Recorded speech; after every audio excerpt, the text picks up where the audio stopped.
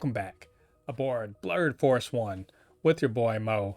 And today I'm going to be reviewing Wheel of Time Season 2. It's coming to you from Amazon Prime Video. So, what did I think about it, and should you be watching? And before we get into the review, get down there and hit like on this video. Man, I'm not going to make any bones about it. I was a huge fan of Wheel of Time Season 1. So much of a fan, in fact. I had only read the Eye of the World book before I had ever seen the show. Didn't remember any of it. Saw the first season. Was blown away by what happened in it. And proceeded to go and read all of the Wheel of Time book. All except the last book. I am holding on to the last book. Just because I don't want it to be over. So I started out not knowing as much. I know a ton about the show now. So did I do something? Did I do something to inhibit my viewing of season 2, or did I make it better by knowing more about it? And does season 2 deliver? That's a real good question. This is a season that's been about a year and a half, almost 2 years in the making, because one, it's an extremely expensive and very time consuming and huge project that's being filmed across countries and everything like that, but also the pandemic. COVID really kind of messed up filming for a lot of things, but this is, one of those that kind of got pushed back because of that. So did the extra time help them? Did it make things better? And also, were their ambitions in the correct place for this season? Because they're more or less kind of condensing or rearranging things from book 2 and book 3 of the book series, which is the Great Hunt and the Dragon Reborn. And both of those concern, momentous thing like the hunt for the Horn of Valir and Rand kind of, being revealed as the Dragon Reborn to the world at large. Because those two books sort of are, in my opinion, are about Rand and Nynaeve and Egwene and Matt and Perrin as young people sort of becoming the adults that the world needs them to be in this age that needs heroes. But how does that actually play in the story, which, the show has shown itself to be willing to condense, cut, or, reinterpret or outright just erase some aspects of this very large book series that's very sprawling, has a lot of things in it that aren't all necessary to tell the story of the Dragon Reborn and how he's going to defeat the Dark One. So all that, it's a long preamble. Yes, I know, because this is important, because this season is better than the first season. It just is, in every possible way. Probably because it doesn't have to do a lot of, setting up and like explaining the world and all that other stuff. If you come into season 2, you've seen season 1, so there's magic and there's, the Aes Sedai and male channelers, and there's Trollocs and there's bad guys, there's the Children of Light. All of these things happen in the first season. So now they're able to kind of get into the more in-depth things. And also, at the end of the first season, they had a stinger for the second season where we saw these people on boats with women that could channel that were shooting, magic. But let's just say, they are very important. They're the Seanchan, who are people from over the sea who are returning after a very, very long time to conquer, the known continent. And so this is all happening in a time when the dragon hasn't been announced. So Rand, we saw in the previous season where he defeated the Dark One, but in this one we realized he didn't defeat the Dark One. He defeated one of the Dark One's lieutenants, one of the generals, which is Ishamael. And so Rand, he has the power. He has the one power. He's capable of using it. He isn't trained, and he's also presumed dead. He went and basically told Moraine to, hey, tell everybody that I'm dead, to keep them safe. So he's kind of off doing his own thing in Cairhien. And he's shacked up with a woman named Selene, who isn't everything she seems. Meanwhile, Moraine and Lan are kind of sequestered at another Aes Sedai's, estate. She has apparently been cut off from the one source, and she's very frustrated. Lan is equally frustrated, but also knows that, hey, we got to do something about this. We got to go back to Tarvalon. She doesn't really want to do that. Also, at the same time, Nynaeve and Egwene are novices in the White Tower, and Nynaeve's having trouble. She's having trouble with her, doing her weaves or just bringing the one power up at all. Meanwhile, Egwene has a new friend slash roommate in the Elaine Trakand, who would also be the daughter heir of Andor, which is the biggest kingdom in the world, in the known world at least.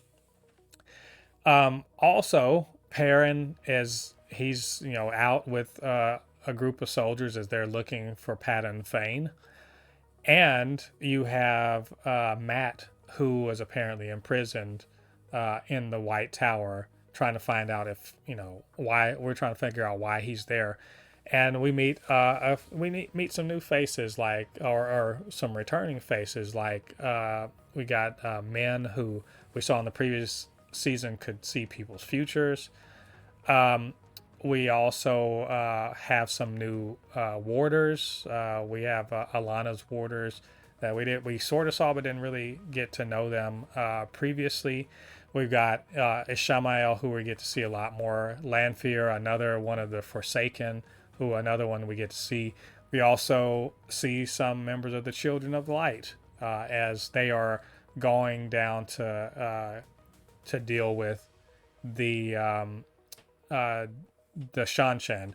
We get to see the Seanchan. They're very interesting and very well realized. Very Eastern inspired. That was very intentionally Eastern inspired. A very rigid hierarchical society, and they're very formidable, especially in the way that they use female channelers as basically sentient. They treat them like sentient animals that can shoot lasers, basically. And we also get to get to see some things that were hinted at in the first season, like dark friends. We know Paddan Fane is a dark friend. We also know that there are potentially dark friends among the different kingdom and everything. There's one we actually see dark friends among the Aes Sedai, who up to this point they all talking about the light and all that stuff, but clearly not every Aes Sedai is going to be that. So we actually get to see dark, Aes Sedai, and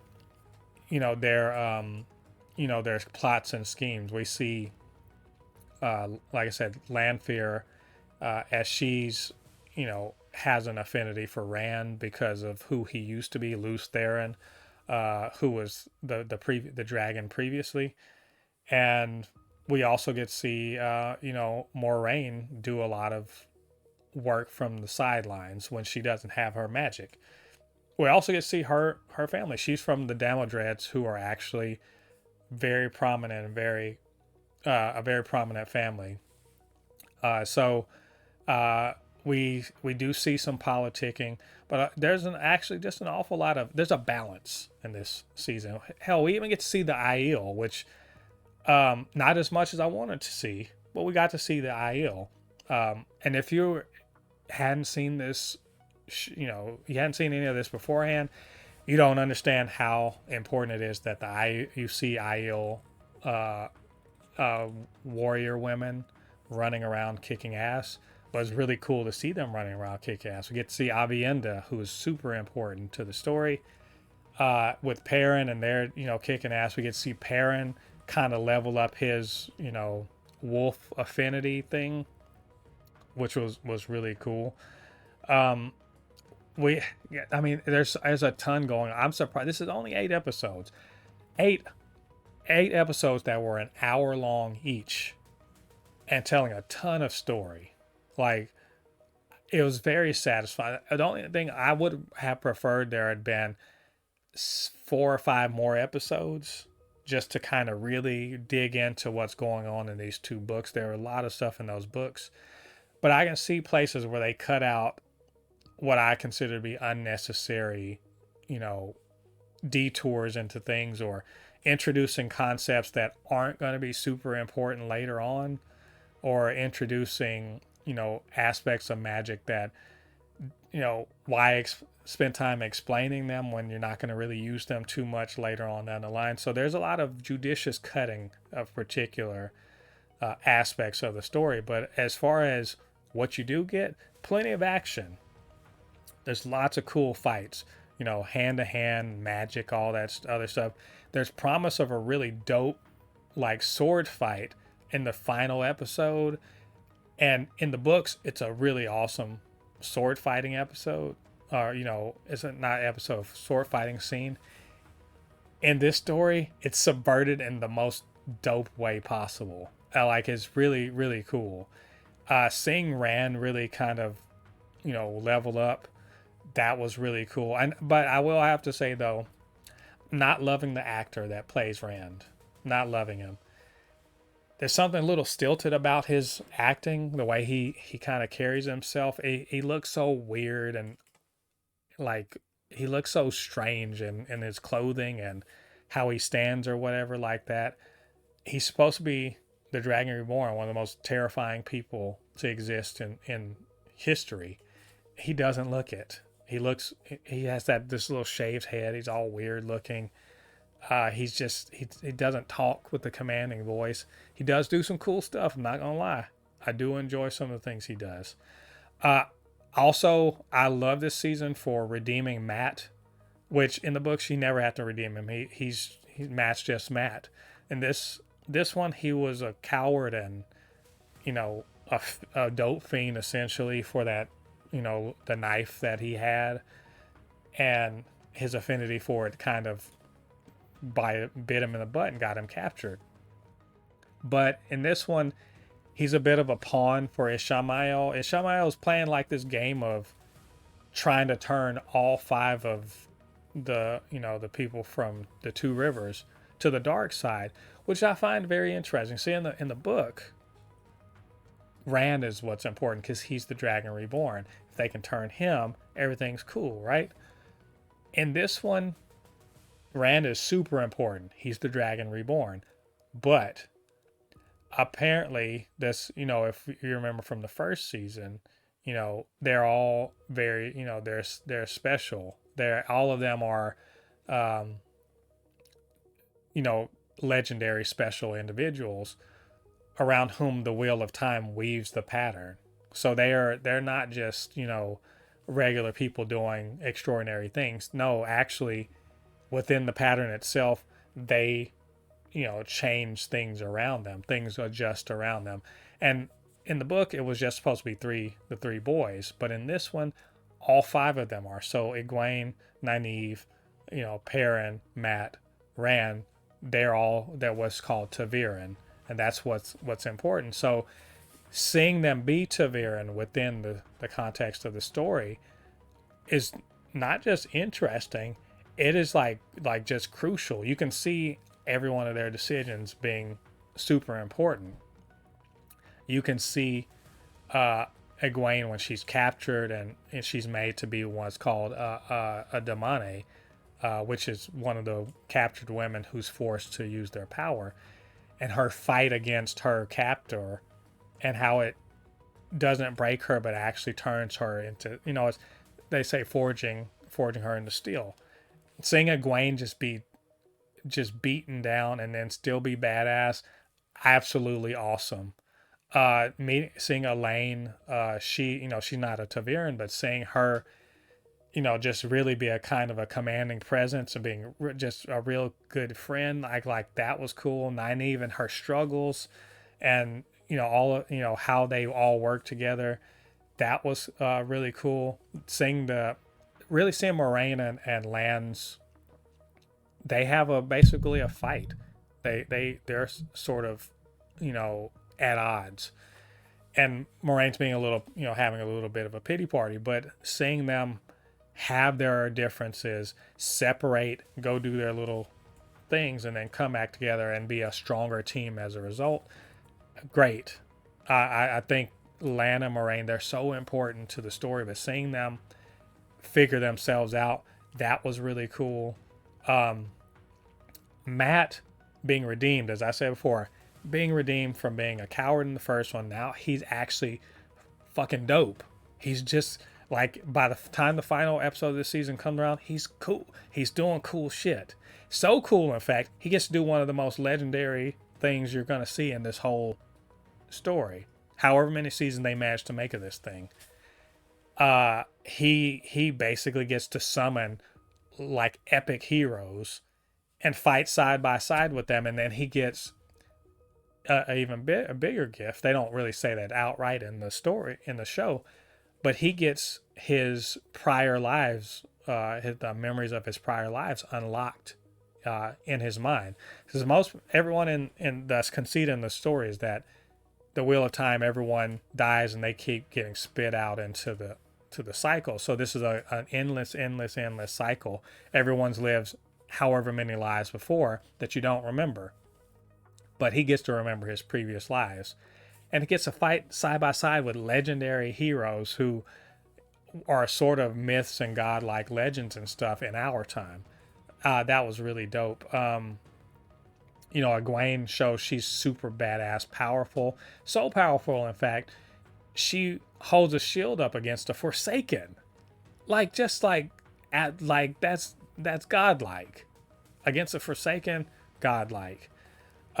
Rand, he does his thing. He gets rid of the bad guys. He does magic. He's learning his magic. There's a lot going on in this season. Hell, Perrin, getting his wolf thing together, getting his wolf companion, getting a mortal enemy that we're going to see later, that dealing with the children of the light, getting Avienda and Bane and Chiad out and just going around and kicking ass. It's just there's so much fun and cool stuff that happened in this season, that the only real ding I have against this season is it's only 8 episodes, 8 hour-long episodes. So I'm not, look, at the end of it all, almost 9 hours worth of entertainment. But come on, it feels like they could have done more. But for what they did, super entertaining, very fun, good fun watch.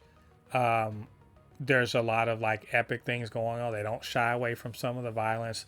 There doesn't feel like there's any unnecessary things in here. I feel like they trimmed off the fat. What we got was the leanest version of this story and of the vital version of the story. Now, Rand is the Dragon Reborn. People see him and he's proclaimed. He's got the band is back together.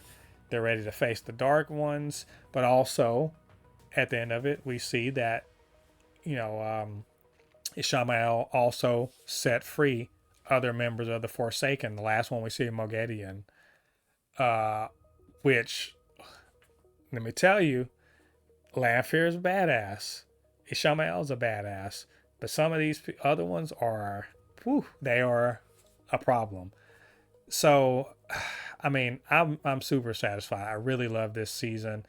I thought it was just a great version of this story.